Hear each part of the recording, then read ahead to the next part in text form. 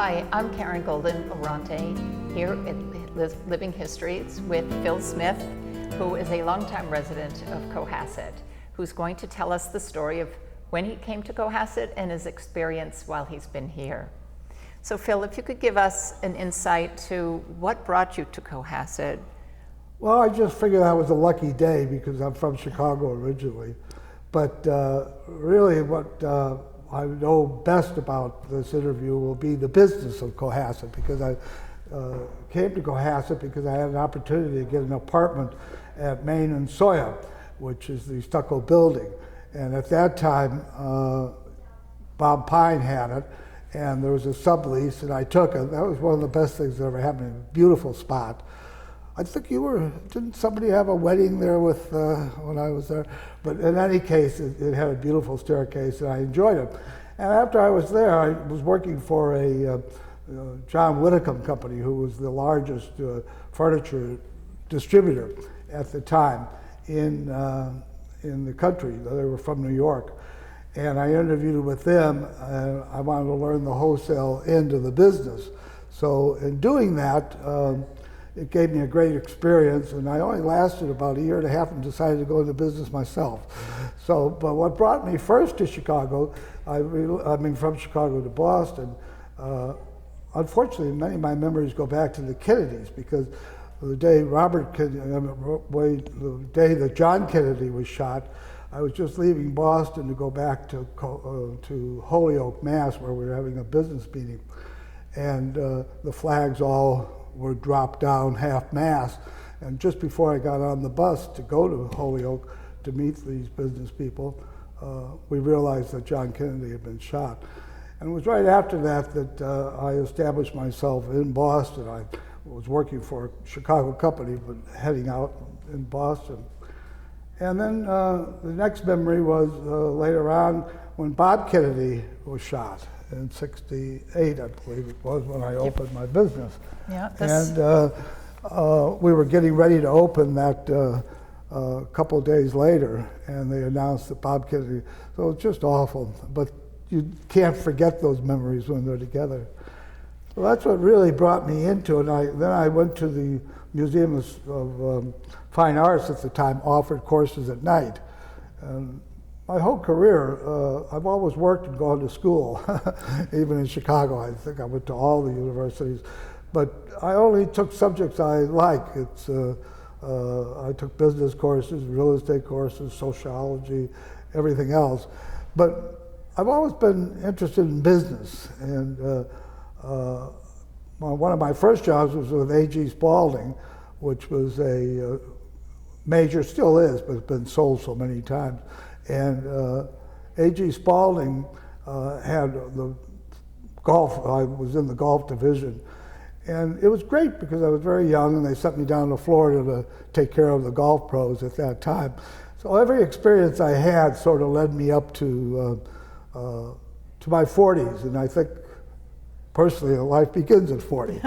Because I think it takes a long time to get through things and to understand things. I really had a charmed life, but right about 39 is when I started my business here. So this business here, that was over at what is now the Irish Pub. Down at Dooley's, yes. It still is now as the Irish Yeah. Pub. And it was a real estate office after I left for a while. I rented it from Ignatius Francis, who was a person from Scituate. He owned that whole building, and he was quite a character. And when I decided to open, I just about had enough money for the rent, I think. But anyhow, I went over and talked to him, and then I asked him if I could do this or do that. And he said, young man, you could do anything you want as long as you don't ask me for anything. And that was very good advice, and I wish people would do that. At that time, you could do things like that.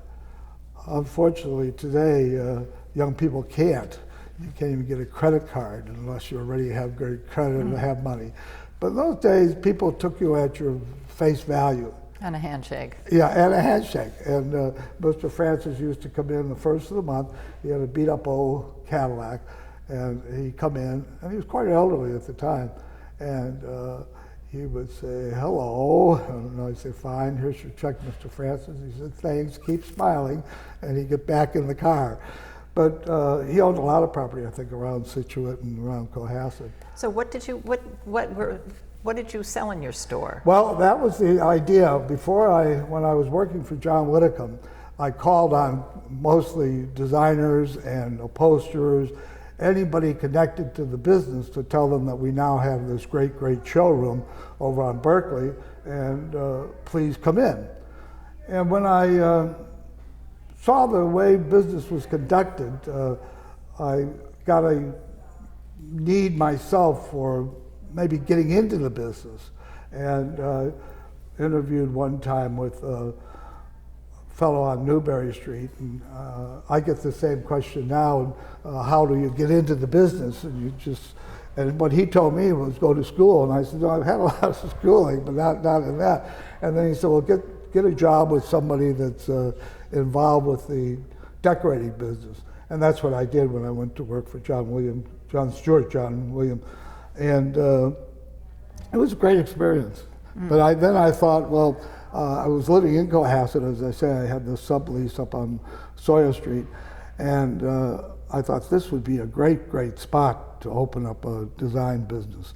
So I did, and I went around to some of the stores that I was calling on, and I said, you know, you should have a representative down in Cohasset. It's an up-and-coming place. It always has been, but there's a lot of new building, and your type of thing. And if you want to, we'll take in a consignment, and you can judge how well it would go.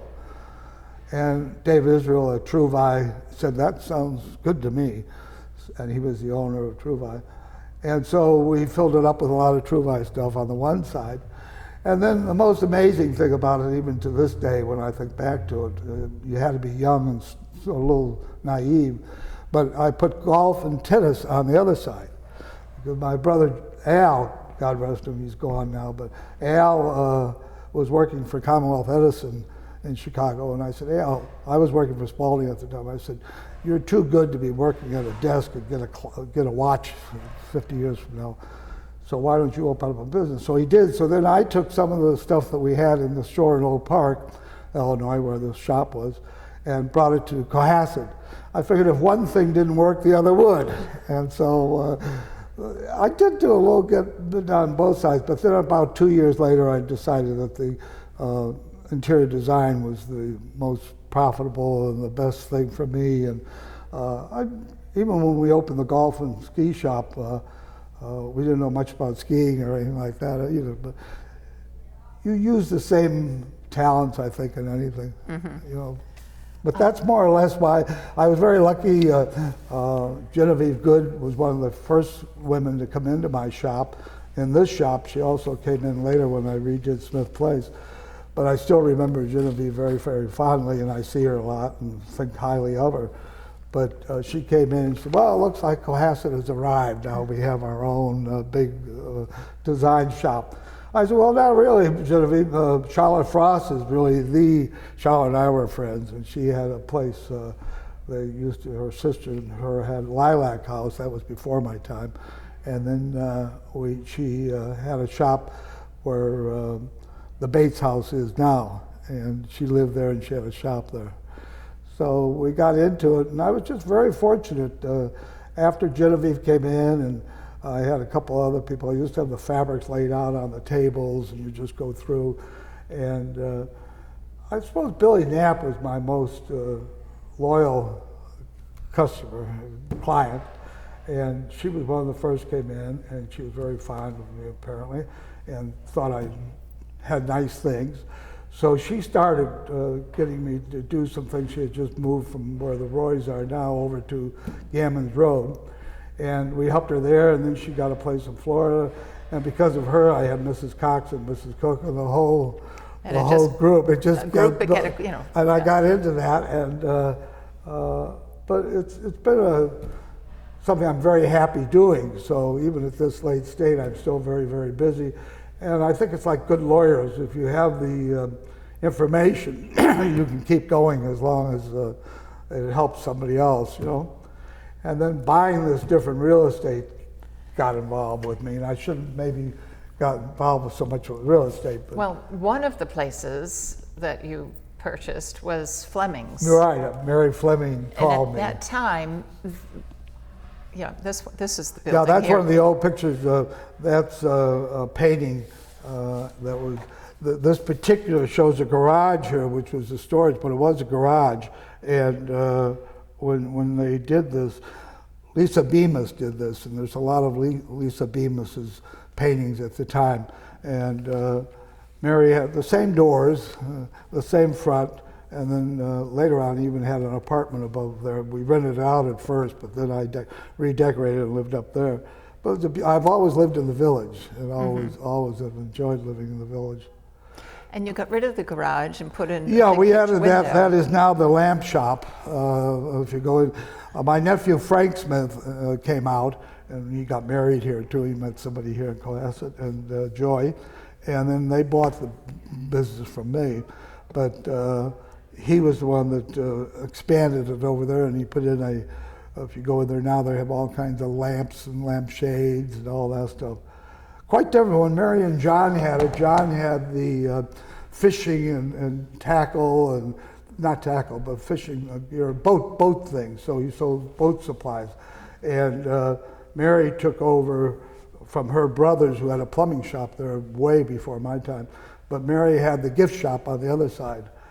And Mary was quite an interesting woman. I knew her, all of her became friends. And she told me one day that they told her to call me and tell them that they were going to maybe travel, and which she didn't do, unfortunately, but that she was going to sell the place. And in those days you could get a lot. I said, well, what do they want for it? And they said, well, Mr. Bates, who was president of Cohasset Bank at the time, gave her a price. And I said, well, that sounds good, Mary. I said, I like to have it. I've always, if you remember, I came in there a couple of times and asked you. So everybody's asked me, but I think you would do well with it. And at first I had an idea that I might put my design shop there, which would have been a real mistake because they don't buy things from a design shop. You find that out as you go into business. But in any case, Mary was thrilled, and I said, Mary, you just keep everything here that you want, and what you don't want, just leave, and we'll make it a handshake, and it's a done deal. And she said, that's fine. And she said, I'll talk to Charlie O'Malley, who's Charlie's, O'Malley was a lawyer at the time, and Kathy's husband, Kathy O'Malley. And I said, okay, well, Mary, here's $20. I want you to take the $20. She said, why do you not want me to take the $20? I said, well, I come from a little bit of a background where you seal a deal by money. It's just, you take the 20, then you got a deposit. She said, oh, okay. Well, then the next day she called me and she said the woman next door who was in real estate told her that she had a person who was from California that wanted a hardware store and a gift store together. And I said, Mary, that's just real estate people talking. I said, we have a deal, right? And it was right. So we bought that, and then later on, Ben Blake, who was one of my great friends, and the Blakes, they had the little shop across the street, and his daughter had run a pottery shop there, and that came a little bit. He said, well, now you got Flemings, you should have the little shop across the street, so I bought that. And then later on, we had Shirley Neer came over and said, oh, you should buy the Historical Society, and moved in here. And the art center there. Yeah, the art center, and they established the art center there. At that time, the building was falling down. This end of it was literally falling down. But it was a building that at the time the price was right, and so on. So myself and the bank redid it, and to where it is today. And they used to come in this way. We have that one other painting there, but they used to enter here and then have the art gallery here, and then use this for storage over here where it was coming down. But we redid that at the time, and that was how I got into all this stuff. Those are pictures of when we had when we opened it up, we moved some of the stuff from the shop over there. And we had an opening, which was fun. There's one picture here, again, Genevieve visiting me at this store, and she's with her sister who was visiting her, Mrs. Good sister. And it was really, I think there's some pictures here of my dog Rags. There's a picture here of myself, and my brother and sister came out and really set up everything. My sister's good at that. And these are all people in Cohasset that came and visited. And all the renovations inside. And all then they show pictures of it. Was really, Bobby Burns was the fellow that did it. Bobby has left Cohasset some time ago to do his all business. The carpentry. But he did all the carpentry there.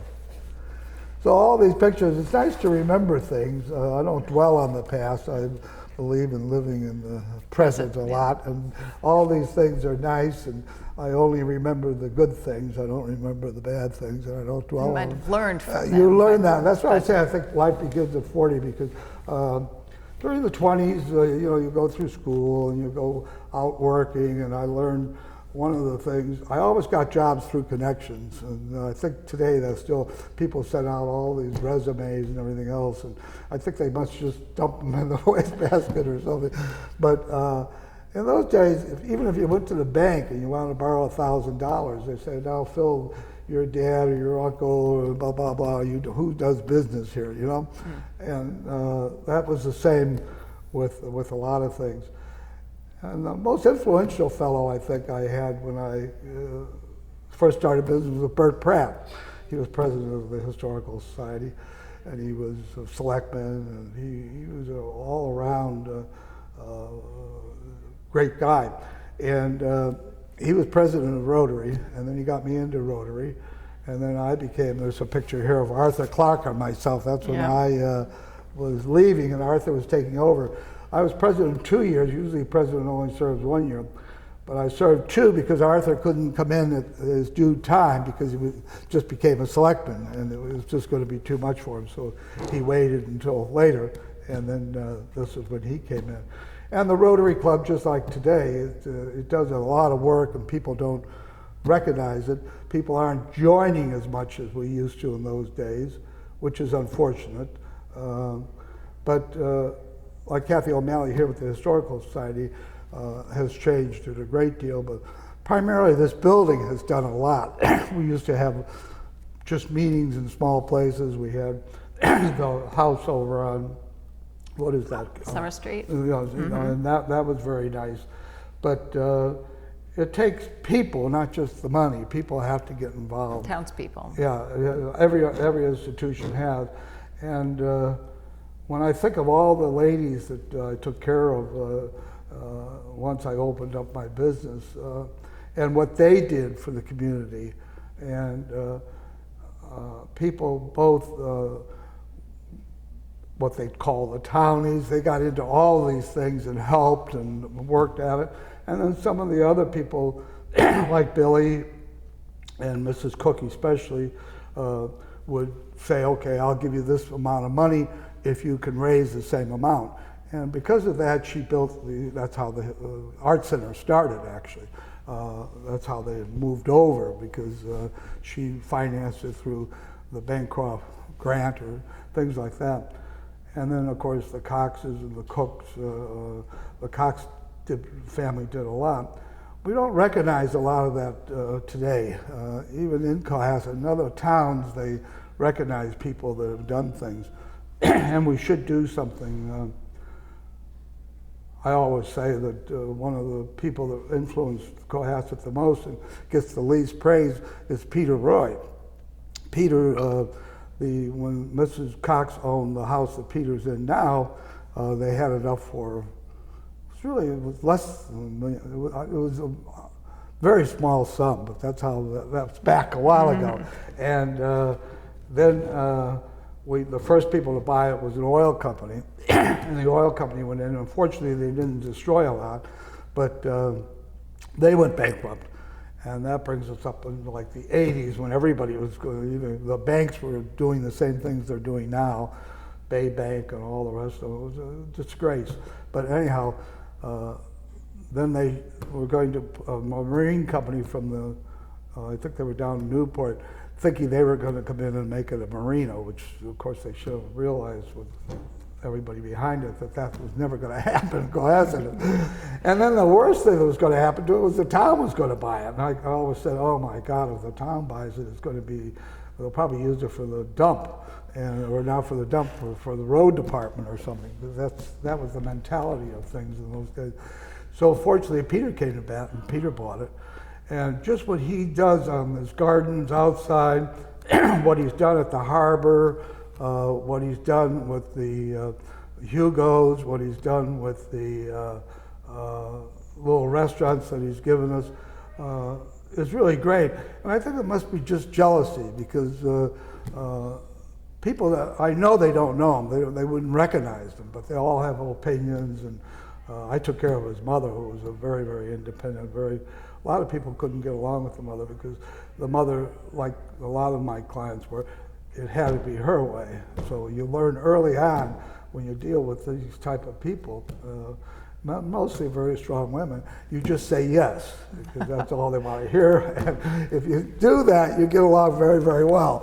And Mrs. Roy was a prime example of that. But she always paid. She wanted something done. If she wanted it redone, she would have it redone. But again, when she did over the Knapp house, some people would say, oh my God, she's ruining the house. Well, the house was not all that grand. It was very, very big and very nice. But she did add a lot of the landscaping and things like that. And we've been very privileged, I think, to have people buy old property, for the most part, not always. A lot of these are these overdone houses that they build today. But right now, if you look on Jerusalem Road and the beautiful houses, Barbara Chase, who I know well and was one of my people I knew then and I know now, she sold her property, and they're doing young couple. And we're getting a lot of the young people, and I think that's going to, like in any town, that's what's going to keep the town strong. Mm-hmm. And now I'm taking care of some of the second generation. That must be interesting. Yeah, it's good, because usually most of my interior design is a teaching thing more than it is just selling. Of course, you have to sell something to make money, but first you have to offer them all the options. And if you do show them the options, they realize it because of their upbringing and everything else. This is quality, and I tell them, well, buy one thing at a time. Don't fill up the house with a lot of stuff. from they get on the internet, and that can be very helpful. I love the computer, and it helps me a lot, but it's never quite what it looks like when you get it. But we do educate them. We usually take them to the design center and walk them around and show them the different things. I like to see them get more involved with more things, but we're finding that it has to work around the first 10, 15 years with children, because they are so absorbed with raising the children. They don't have, so usually the activities they get into are related to family. But again, after that, and especially at 40, it's a wonderful time to get involved with, like the Cohasset Historical Society, the Arts Center.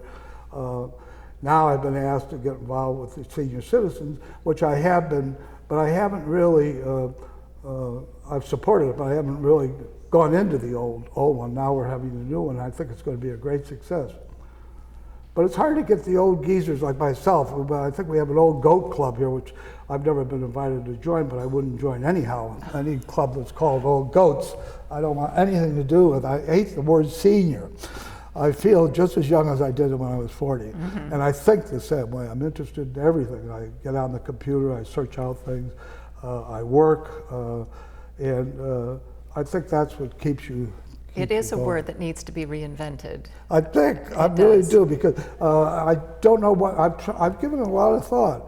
you know, what would you call the great generation? That was nice, but you can't go around just saying you're the great generation.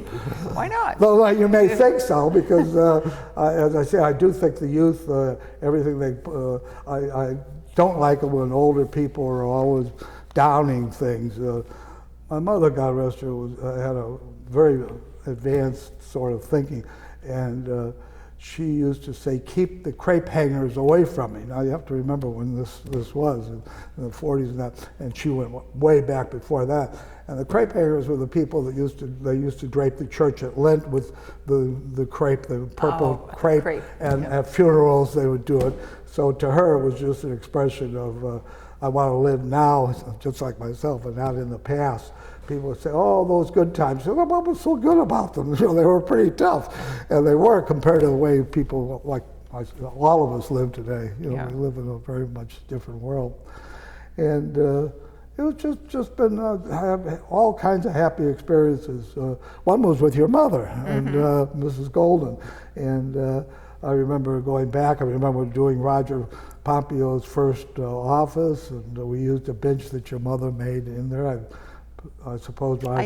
I remember Do going you remember that? Well, I remember going into your store as a little girl. Good. And it was really very fascinating. Yeah, to me. well, I had it was like very creative. Well, we had a big wall with a big mural from Van Leeuwen Wallpaper Company, and now they sell them like in screens. But I had the whole screen, and it showed like a whole army of China and the coast and so on. That was. And then we had a lot of the furniture around, and then I had the fabrics, and it was a lot of fun. And I kept it right up till I bought the stuff on Main Street. I bought that from Roger Pompeo, and that was when interest rates were 16%. So I should have known it was going to be a loss anyhow, but because eventually, but that's how it was, and people forget, and now they talk about the banks and all that, but Bay Bank, biggest mistake I made, I had little loans with like Cohasset Savings and different places, and then I got a loan from Bay Bank when I bought the Art Center, actually when I bought this place. No, that was Cohasset Savings, when I bought another piece of property.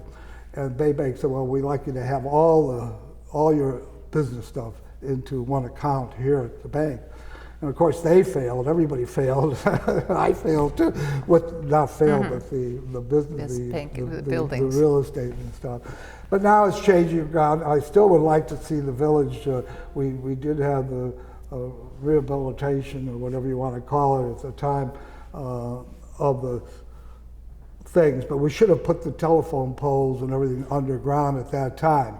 But the town is always, I wonder what they do with all of our taxes, because in those days, especially now 3A, where they built, where you never would think they would build, and they built apartments, they built businesses, and 3A in my day was just a few, the gas station in Sawyer and a few others, but most of the stuff was going on in the village.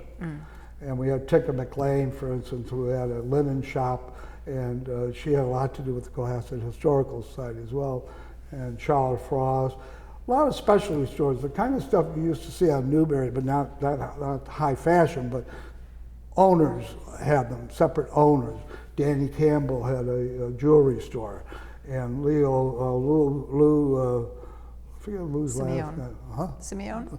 Leo Bravo had the Central Market, and that itself was that was a treat. Where they would deliver stuff and things like that. Very much out of date now. And unfortunately, though, the bakery went in there, which is wonderful. We have the bakery, but now we have some absentee landlord like Stagecoach Way, the man that owned that. Not to get personal or anything else, I never met the man, but I was trying to get, when I did had things on Main Street, I tried to get everybody to put up flowers in the front of the store and to hang flags and so on.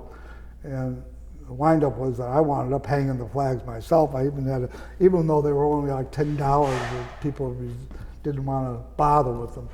But I called the fellow that owned Stagecoach. He lived in Wellesley, and I told him who I was and what we wanted. And he said, I'm not the least bit interested, he said, in what you're doing there, or I'm not doing anything at all. And it was a terrible attitude, and I think maybe the same, now it's in some kind of trust, like a lot of these things are in trust, where the bank, and I'm very opinionated about these things, so I don't care what anybody really says, why does he say that, but because it's the truth. And the building on the corner were the Dependable Cleaners, which we're lucky to have Dependable, they're really great cleaners. But that building's in trust, and we all know it should be redone. It should either have a new building over in Concord, in Lexington. Those are towns that are full of history going back into the Revolution, into George Washington. And they've been able to combine the new shops and the new businesses with new buildings that are suitable, and they've kept the old ones. And I think Wayne Shawchuk did a good job with the Bates. And there are people trying. There are people really trying. But there's needs to be more a lot of people they're absentee landlords or banks or trusts. And you can't get things done working with with trusts and banks and so on. Right. But I'm going on now. Well, no, I appreciate your opinion, and I'm sure that there are other listeners who agree with you. So. Well, I'm sure, because we have the one thing about getting old, or older, not old, older. Not a senior. Yeah, not senior for sure. But you do remember the setups, and you sort of can attach the people to certain events, and you can see, not conspiracies, but you can see how things do get worked. And the nice thing, I think, like the Cohasset Historical Society, I think Kathy's been able to make this, we've never had a really social center. And we've had what I call the la-di-das, and we've had the town people, and then we have the in-between people. There's sort of three different, the newer people coming in are very excited to get involved, and then they find that they're cut off a little bit. Why do you bring that up? Why do you want to do that? And why not? You know, why not change things? And so we've always had that. But here we have all these fine people that have lived here a long time. They're involved. We have the younger people like you involved. We have it's fun to come to the events that they have here. And they have a wonderful staff. And then I think of people like Eleanor Blakey, who has raised so much money for the Historical Society. But she brought on a lot of these, what I call the la-di-da, beautiful people. And usually they have a lot of background, and they know how to get things done, and that's what we need. They know how to run an event and make money. Because we used to have the Cohasset Historical Society, used to have the little dinners where everybody brings something.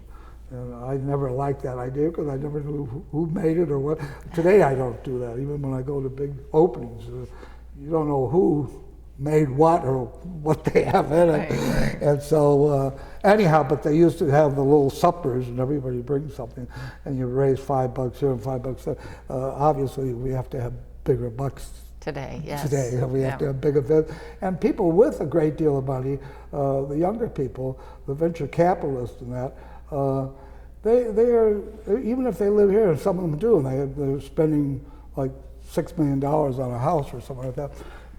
But most of their money and most of their interests are in Boston because it shows up. There's a whole group of society in Boston that you either belong or you don't, and you belong by putting money into it. And that's all you need to do. Palm Beach has gotten the same way. It's just whether you own a toy rubber company and made a lot of money, you can become president of some society there. Years ago, it wouldn't matter how much money you had. You either knew what you were doing, you knew what you wanted to do. But I think we lack that here. A lot of the people that are here, they'll send a check maybe, and not even a big check though, for where they are in the financial compared to the guy here that, like myself, that might give $100, equivalent, they should be sending $10,000 because of but they don't. And we need those big amounts of money to keep this institution. The Art Center relies definitely on that. The new senior center. The new senior center. Yeah, the new senior center will definitely, and I will once I get involved. The thing I've always done, if I only get involved with things that really interest me. And I don't think you can have a whole plate full of different things that you can do.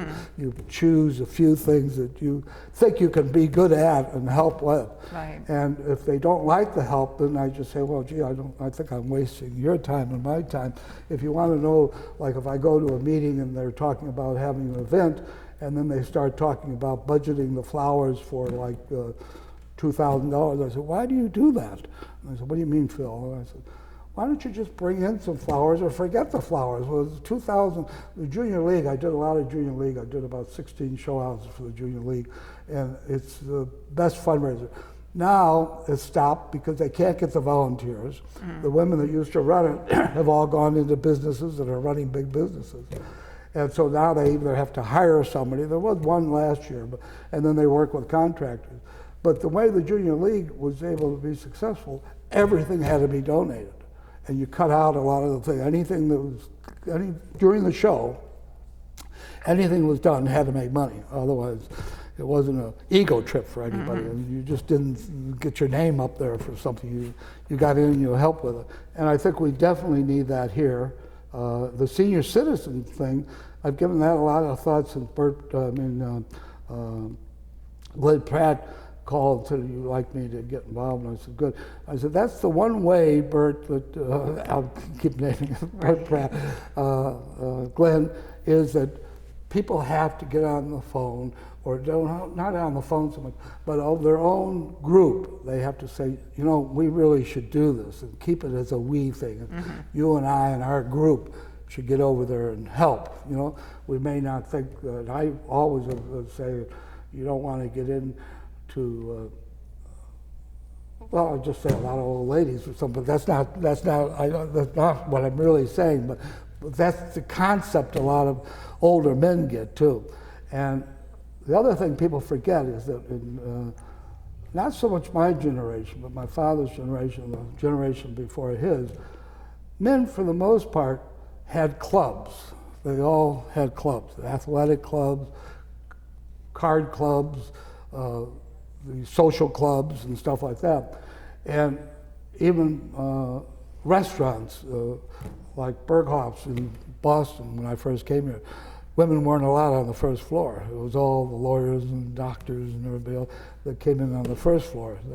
And that was true of many, many things when you look back.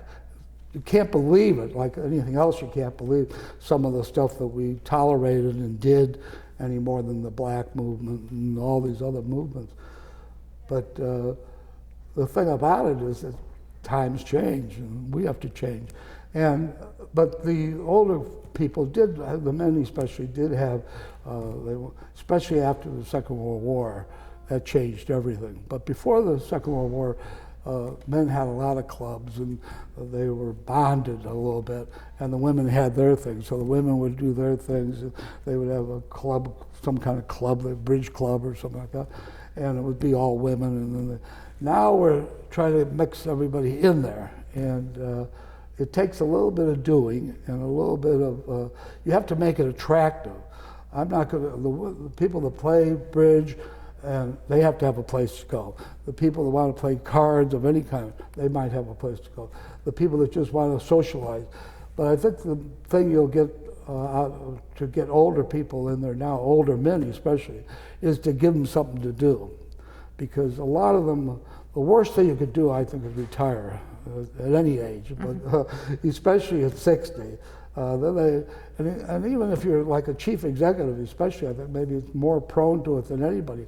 They get home and they start treating the wife like they did their secretary, and then all of a sudden they have to divide things, say, hey, wait, you're not at the office. And then he has to adjust for people not taking care of everything.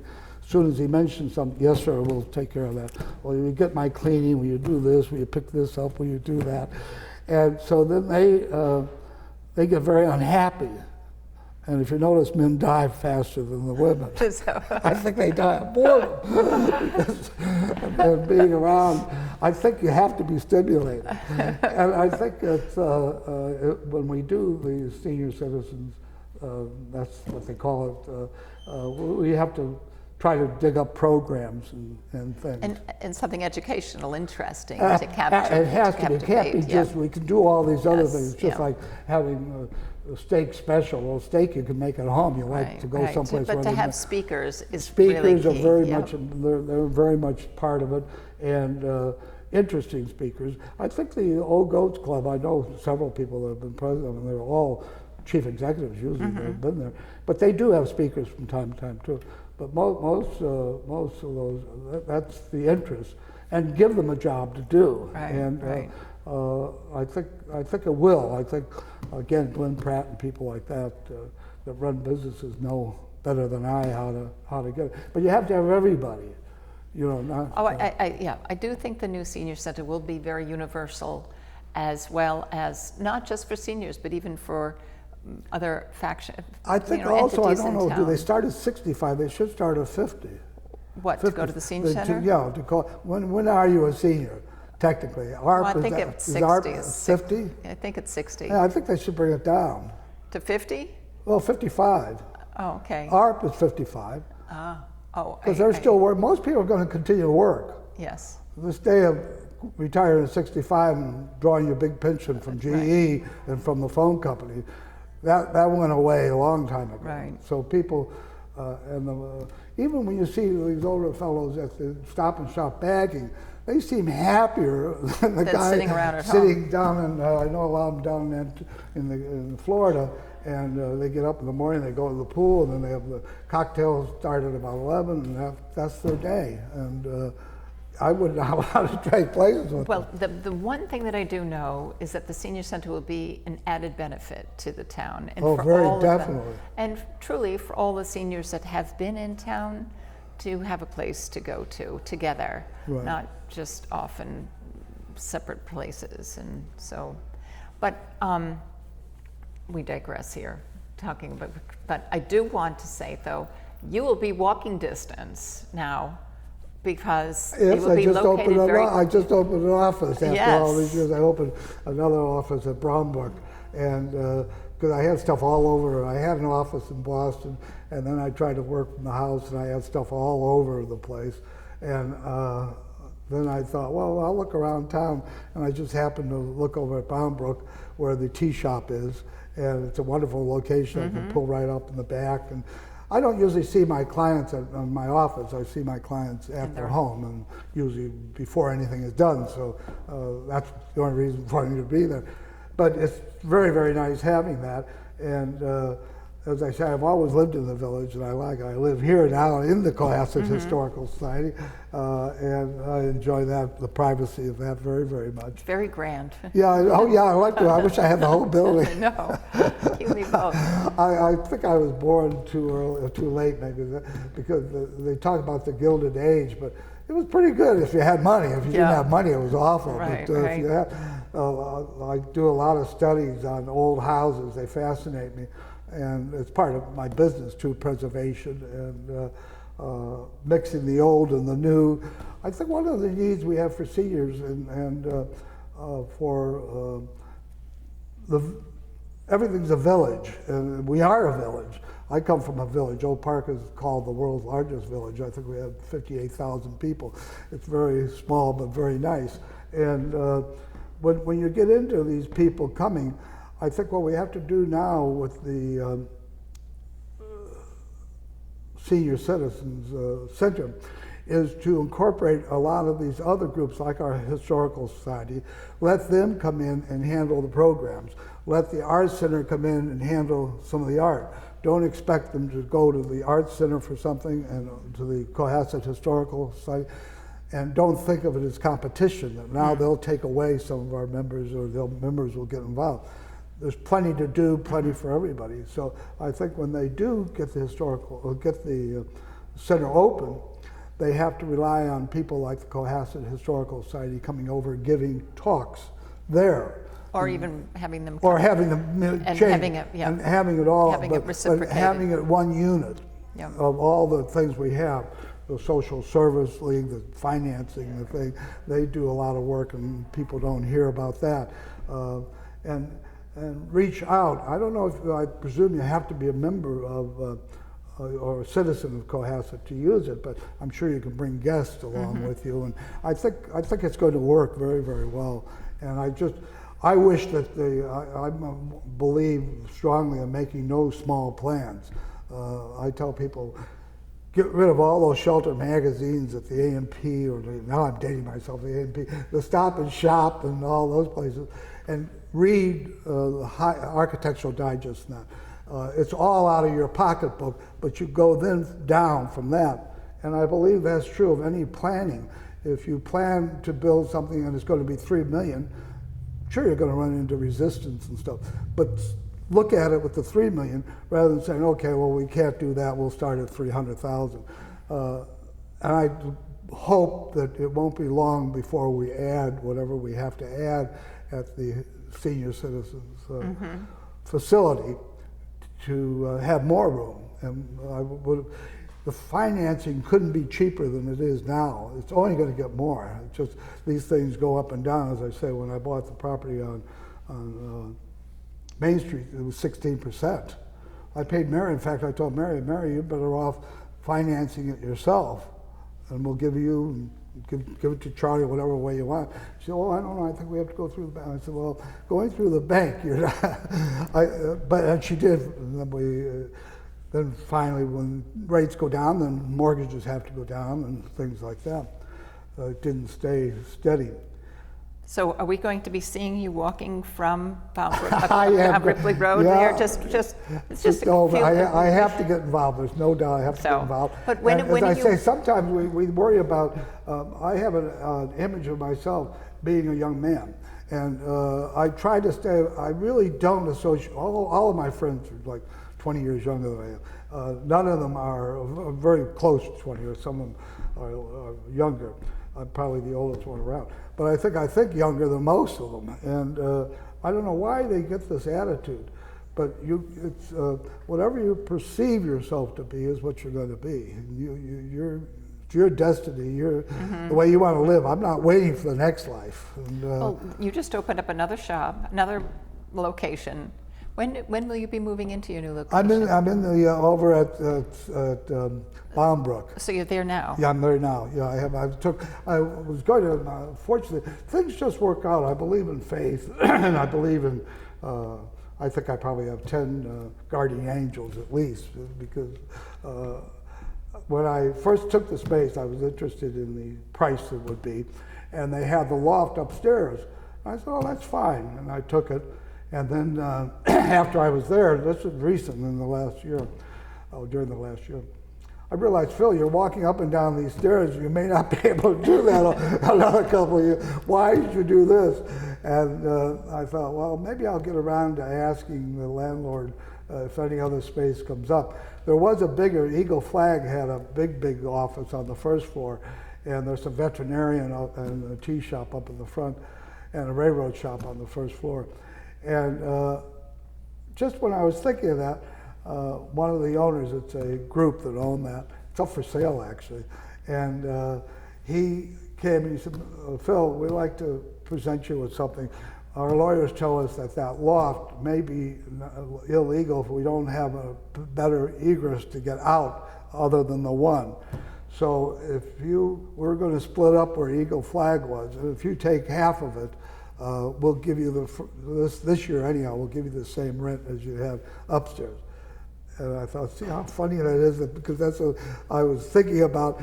Also, I think if you think strongly about something and really want it, you can almost make it happen. Not literally, but I've had so many things happen to me like that. At least you're heading in the right direction. Yeah, I think so. And we've lost a lot of people recently, but that has something to do with age too, because as you get older, your parents and their friends and all that stuff. But that's why it's so important to be active and live for today. And I'm not worried about they can throw my ashes into Little Harbor or something like that. Well, that's not going to happen for a long time. But Phil, it's been wonderful to talk with you. I love your candor and your just say it like it is. Really appreciate that. And it's been wonderful that you've had the opportunity to really you have lived your whole time around downtown, which is really not wonderful. only that, just as I say, I think I've lived a charmed life. I just have a lot of friends in Boston, and for a while I even had a little apartment in Boston, and but now going back and forth doesn't make any sense, but that's an ideal situation too. But I love Boston, I love Chicago, I get to Chicago a lot. Not a lot, not as much as I like to. My brother and sister-in-law are there, and they're very active and everything. So I hope they get to come and visit our charming town. Oh yeah, they come and they love Cohasset. They stay here, and then they go down the Cape. They stay with me for about a week, and then they go down the Cape for like a week and a half, and then they go back to Chicago. My brother is a psychiatrist, and I said I should be earning the same amount of money he is because I do more work than he does because this business is tough. Well, I thank you so Okay, much for thank coming you. here today. Thank you. It's been wonderful to see all of the areas that you've touched in town. Thank you. And continue to. Well, I hope the history of Cohasset is so important. I want to go through those rotary phone books that they have here going back all these years because that refreshes your memory about a lot of businesses. What was where. Thank you very much. Thank you very much. Thank you very much for Living Histories, and come visit us at the Historical Society. Thanks. Bye-bye.